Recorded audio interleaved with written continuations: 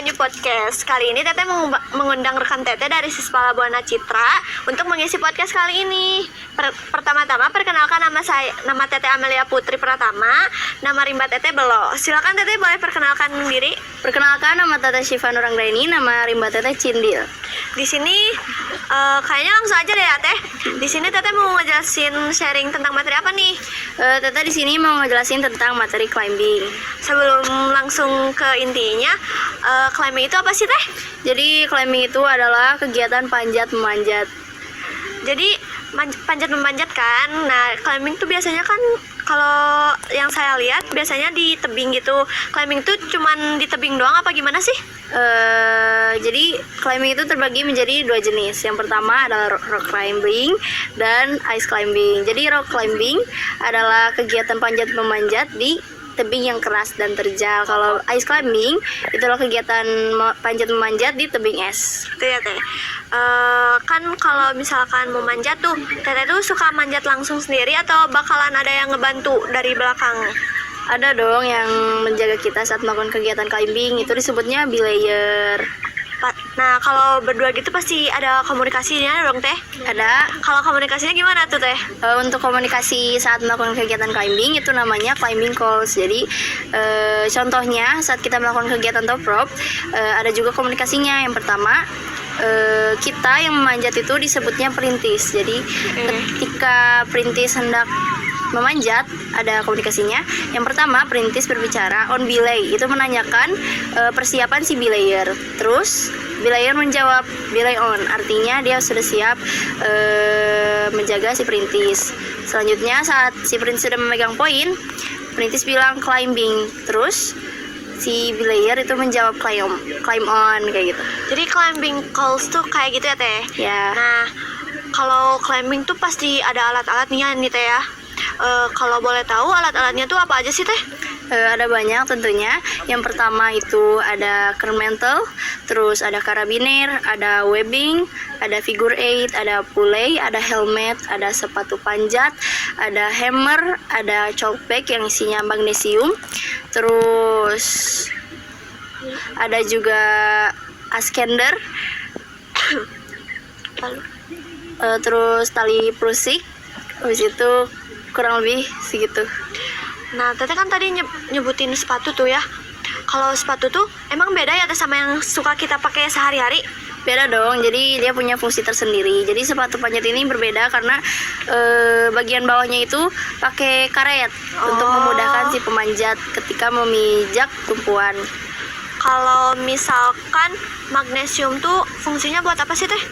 Magnesium sendiri itu fungsinya untuk menutup pori-pori di tangan kita, jadi mengurangi keringat kayak gitu.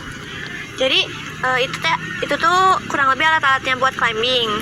Kalau di climbing itu kegiatannya cuman climbing doang atau ada yang lain Teh? Ada yang lain juga ya, contohnya rappelling. Jadi rappelling itu kegiatan kita menuruni dari atas menggunakan alat bantu. Kalau alat-alat rappelling itu sama kayak climbing atau beda Teh? Sebenarnya kurang lebih sama, kayak pakai tali kermentel yang statis, yang dia tuh lebih kaku. Terus pakai harness, habis itu pakai karabiner, habis itu figure eight kayak gitu. Rappelling itu cuman satu jenis yang biasa doang atau gimana? Enggak, jadi ada body rappelling, ada brake bar rappelling, ada sling rappel, terus ada arm rappelling. Kalau kan ada climbing sama rappelling nih, ada lagi nggak yang mau Teteh jelasin atau masih ada gitu jenisnya selain climbing sama rappelling? Di climbing juga ada kegiatan ascending. Jadi ascending itu sama kegiatannya kayak climbing, tapi dia tuh tidak punya tumpuan. Kalau misalkan alat-alat ascending itu sama juga atau beda sama yang lainnya? Beda dong. Yang pertama dari namanya aja itu berarti kita membutuhkan yang namanya askender. Terus harness juga butuh. Terus figure eight juga butuh, karabiner juga butuh, kayak gitu. Sepatu panjat juga. Kalau misalkan nih ya, si Teteh tuh mau naik. kan harus pakai tali kan? Itu tuh talinya tuh langsung ditaliin atau ada macam-macamnya? Tali khususnya gitu?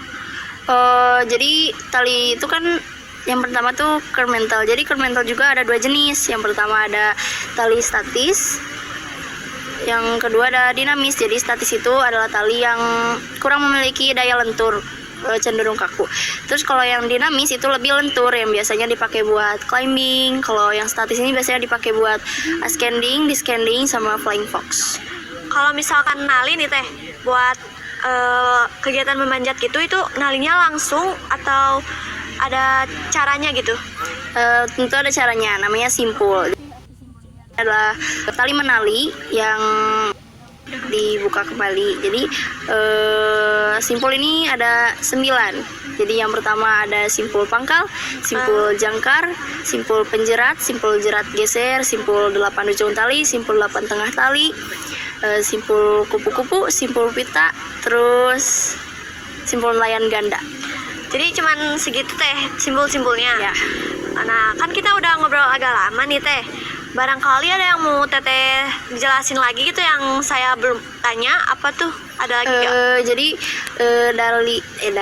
dari alat climbing itu ada yang namanya karabiner kan? Iya. Jadi karabiner itu terbagi menjadi dua jenis. Yang pertama yang screw, ada juga yang non screw. Jadi Bedanya yang apa tuh teh? kalau yang screw itu karabiner yang ada kuncinya.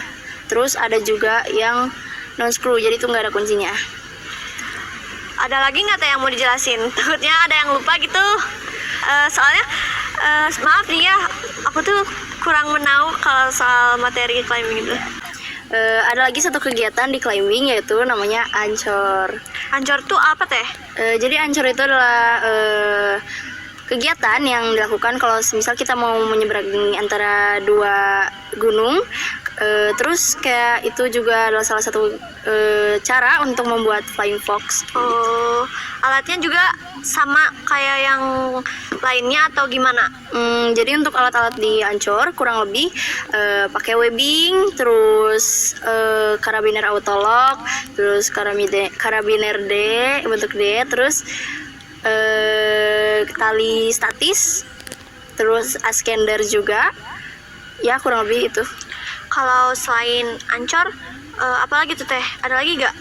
Kalau misalkan di macam-macam rappelling, jenis rappelling apa gitu?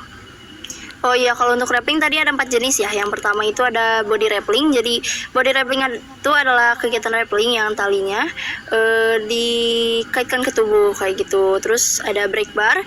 Jadi brake bar itu menggunakan alat tambahan, pakai kayu. Terus untuk sling rappelling itu yang biasanya teteh lakuin di sekolah kayak yang menggunakan harness, itu yang seperti ini.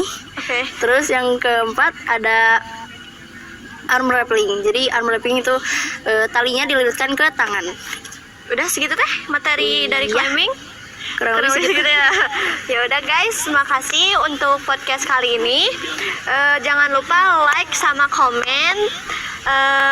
Mohon maaf bila ada kekurangan. Makasih juga ya teh Ya, buat ngisi sama-sama. podcast kali ini. Wassalamualaikum warahmatullahi wabarakatuh.